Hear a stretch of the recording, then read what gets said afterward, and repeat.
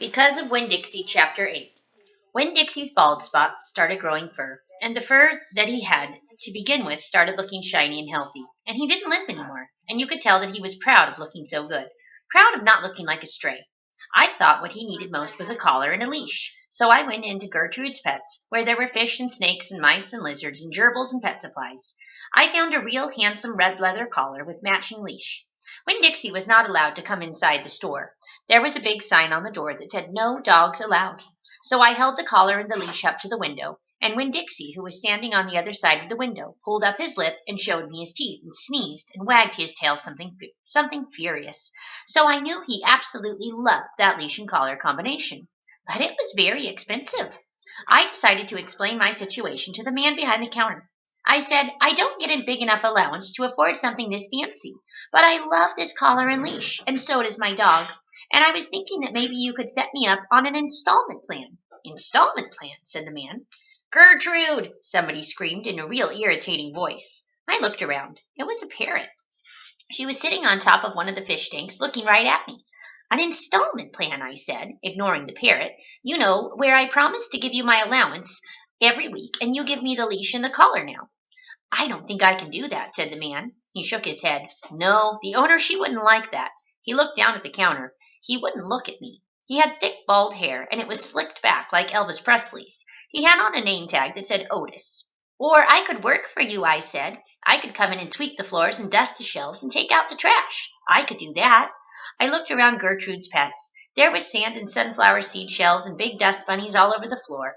I could tell that it needed to be swept. Said Otis. He looked down at the counter some more.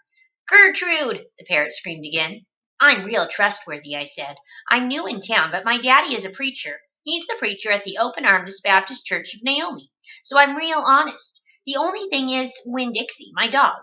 He would have to come inside with me, because if we get separated for too long, he starts to howl something terrible. Terrible. Gertrude doesn't like dogs," said Otis. "Is she the owner?" I asked. "Yes. No. He finally looked up. He pointed at the fish tank. "That Gertrude."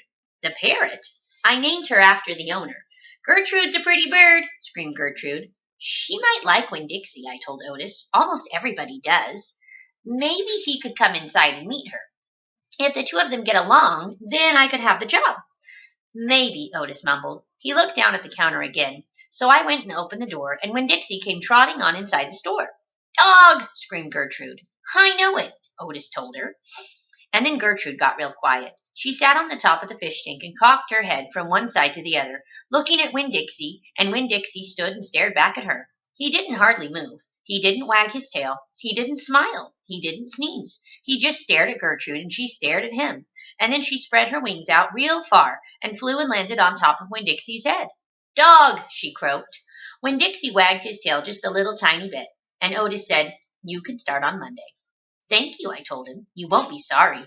On the way out of Gertrude's Pets, I said to WinnDixie, "You are better at making friends than anybody I have ever known. I bet if my mama knew you, she would think you were the best dog ever." WinnDixie was smiling up at me, and I was smiling down at him, and so neither one of us was looking where we were going, and we almost bumped right into Sweetie Pie Thomas. She was standing there sucking on the knuckle of her third finger, staring in the window of Gertrude's Pets. She took her finger out of her mouth and looked at me. Her eyes were all big and round. "Was that bird sitting on that dog's head?" she asked. She had her hair tied up in a ponytail with a pink ribbon. But it wasn't much of a ponytail. It was mostly ribbon and a few strands of hair. "Yes," I told her. "I seen it," she said. She nodded her head and put her knuckle back in her mouth. Then she took it out again real quick. "I seen that dog in church, too. He was catching a mouse.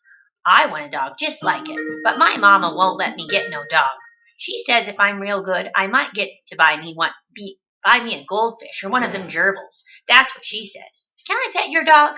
"Sure," I told her. Sweetie Pie stroked WinnDixie's head so long and serious that his eyes drooped half closed, and drool came out the side of his mouth. "I'm going to be 6 years old in September. I got to stop sucking on my knuckle once I'm 6, said Sweetie Pie. "I'm having a party. Do you want to come to my party? The theme is pink." "Sure," I told her. "Can this dog come?" she asked. "You bet," I told her. And all of a sudden I felt happy. I had a dog. I had a job. I had Miss Franny Block for a friend. And I had my first invitation to a party in Naomi. It didn't matter that it came from a 5-year-old, and the party wasn't until September. I didn't feel so lonely anymore.